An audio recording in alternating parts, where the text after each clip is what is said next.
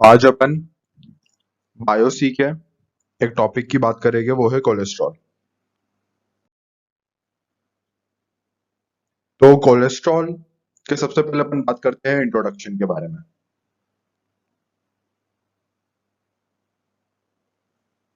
Cholesterol को अपन animal स्टीरॉल भी बोलते हैं क्योंकि ये एक्सक्लूसिवली एनिमल्स में पाया जाता है।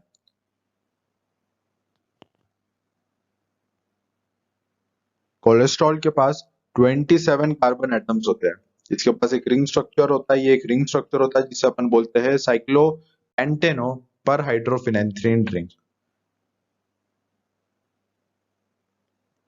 कोलेस्ट्रॉल जो रहता है ये एम्फीपैथिक नेचर का रहता है, मतलब इसमें हाइड्रोफोबिक एंड और हाइड्रोफिलिक एंड दोनों रहते हैं।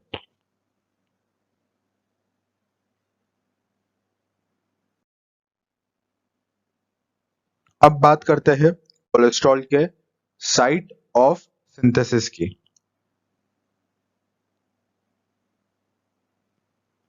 तो इसका सिंथेसिस क्या होता है? इसका सिंथेसिस ऑल न्यूक्लिएटेड सेल्स में होता है। अपनी बॉडी की सारी न्यूक्लिएटेड सेल्स में कोलेस्ट्रॉल का फॉर्मेशन होता है। कुछ मेजर ऑर्गन्स जो कि कोलेस्ट्रॉल के फॉर्मेशन में सबसे ज्यादा कंट्रीब्यूट करते हैं वो है liver, adrenal cortex, gonads and intestine. Organelle जहाँ पे इनका सिंथेसिस होता है वो है cytoplasm and smooth endoplasmic reticulum.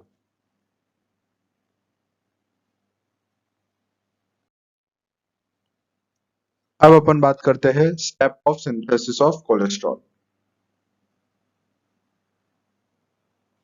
सबसे पहली स्टेप, दो एसिटाइल कोएंजाइन ने मिलकर बनाते हैं एसिटो एसिटाइल कोएंजाइन है।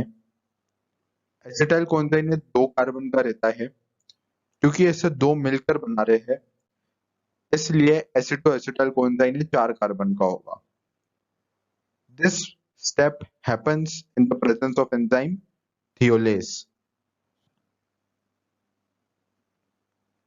अगली स्टेप, एसिटाइल एसिटो एसिटाइल कोएंजाइन जो रहता है चार कार्बन का, वो मिल जाता है एसिटाइल कोएंजाइन ए के साथ जो कि दो कार्बन का है, और दोनों मिलकर बनाते हैं HMG कोएंजाइन ए जो कि छह कार्बन का है।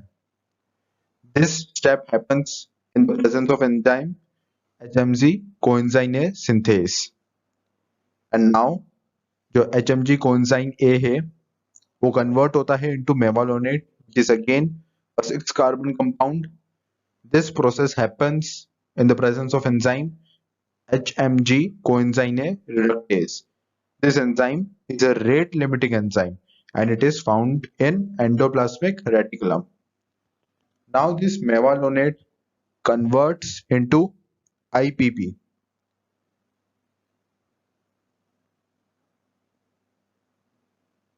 This IPP is a 5 carbon compound. Two IPPs combine to form GPP, which is a 10 carbon compound. The GPP now combines with IPP to form a 15 carbon compound FPP. Now this two FPP combine to form a 30 carbon compound which is squalene. अब ये squalane ऐसे बहुत multi step reaction होती है जिसे squalane से अपन को मिल जाता है cholesterol which is 27 carbon compound. बीच में मैंने एक इंटरमीडिएट भी लिखा है जो कि है लेनोस्टिरॉल। मैंने सिर्फ इसी इंटरमीडिएट को मेंशन क्यों करा? क्योंकि इसकी दो खासियत है। एक तो ये सबसे पहला साइक्लिक कंपाउंड इस पूरे सिंथेसिस में, और इस पूरे सिंथेसिस में it is the first steroid compound. इसलिए मैंने इतने सारे इंटरमीडिएट में से सिर्फ इसे मेंशन करा है।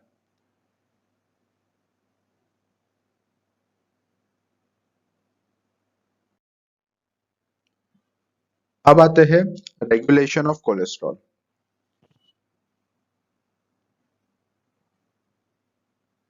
तो रेगुलेशन ऑफ कोलेस्ट्रॉल किस लेवल पे होगा? याद करो सिंथेसिस वाली स्लाइड में, इसके जस्ट प्रीवियस स्लाइड में मैंने आपको बताया कि HMG coenzyme reductase is a rate limiting enzyme. तो उसी लेवल पे जब HMG coenzyme A converts into mevalonate, उसी लेवल पे रेगुलेशन होता है कोलेस्ट्रॉल सिंथेसिस का।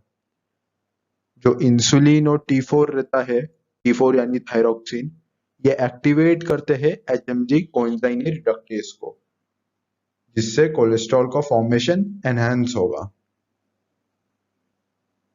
जबकि जो ग्लूकागॉन और ग्लूकोकॉर्टिकॉइड्स लाइक कॉर्टिजोल, ये इनहिबिट करते हैं HMG कोएंजाइम ए रिडक्टेस को, जिससे कोलेस्ट्रॉल का सिंथेसिस इनहिबिट होगा। फिर जो डाइटरी कोलेस्ट्रॉल रहते हैं, ये भी इनहिबिट करते हैं cholesterol synthesis with the help of SREBP। ये SREBP क्या है? स्टीरॉल regulatory element binding protein. Cholesterol, ये पूरे सिंथेसिस में जो कोलेस्ट्रॉल फॉर्म्ड होता है, even the formed cholesterol inhibits the cholesterol synthesis by inhibiting HMG coenzyme reductase. This phenomena is known as feedback inhibition.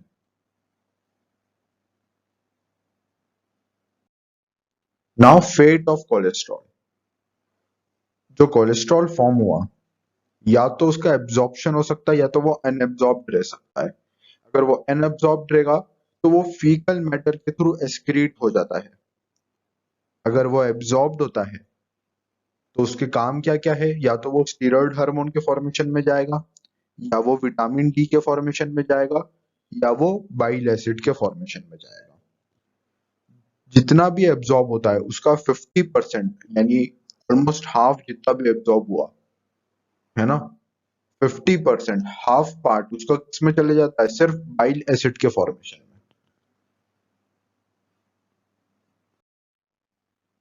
अब देखो, बाइल एसिड ही सबसे इंपॉर्टेंट है तो वही डिस्कस कर रहे हैं। बाइल एसिड सिंथेसिस होता क्या है कि जो कोलेस्ट्रॉल है वो इन the presence of enzyme 7 alpha hydroxylase it converts into 7 hydroxy cholesterol. This enzyme 7 alpha hydroxylase, it requires vitamin C. Now this 7 hydroxy cholesterol it converts into primary bile acid in liver.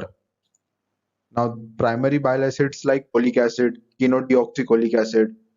Now this primary bile acid they undergo conjugation with taurine and glycine to form conjugated bile acids like taurocolic acid, glycocolic acid, taurochinodioxycholic acid or glycochinodioxycholic acid. Now this conjugated bile acids undergoes deconjugation and dehydroxylation to form secondary bile acids in intestine. The secondary bile acids like deoxycholic acid and lithocolic acid. These bile acids they undergo enterohepatic circulation to enter into liver.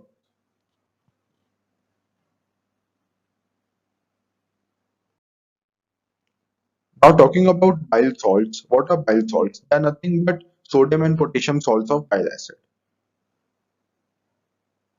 Now we talk about bile acid sequestrant. ये क्या करता है? ये bile acid का एंटेरोहेपेटिक circulation जो है उसे avoid करता है और बाइल एसिड को एक्सक्रीट कराता है फीसेस के साथ, है ना? तो बाइल एसिड सिक्वेस्ट्रेंट्स क्या करवा रहे हैं? बाइल एसिड का एंटेरोहेपेटिक सर्कुलेशन प्रिवेंट कर रहे हैं और बाइल एसिड का एक्सक्रीशन करवा रहे हैं फीकल रूट के थ्रू। ठीक है, मतलब ये एक तरीके से क्या कर रहा है? बाइल एसिड्स में क्या है? कोलेस्ट्रॉल से ही बनता है, तो एक तरीके से ये कोलेस्ट्रॉल 50% जो एब्जॉर्ब कोलेस्ट्रॉल है वो बाइल एसिड बनाने में जाता है। तो बाइल एसिड सिक्वेस्ट्रेंट क्या कर रहे हैं कि कोलेस्ट्रॉल का जो फॉर्म है, कोलेस्ट्रॉल ने जो बनाया बाइल एसिड, उसे ही अपनी बॉडी से ज्यादा रिमूव कर रहे हैं, उसे एंटेरोहेपेटिक सर्कुलेशन में नहीं ला रहे, उसे अपनी बॉडी से रिमूव कर रहे हैं। Therefore it is used as hypocholesterolemic drug. तो यहाँ पे खत्म होता है कोलेस्ट्रॉल।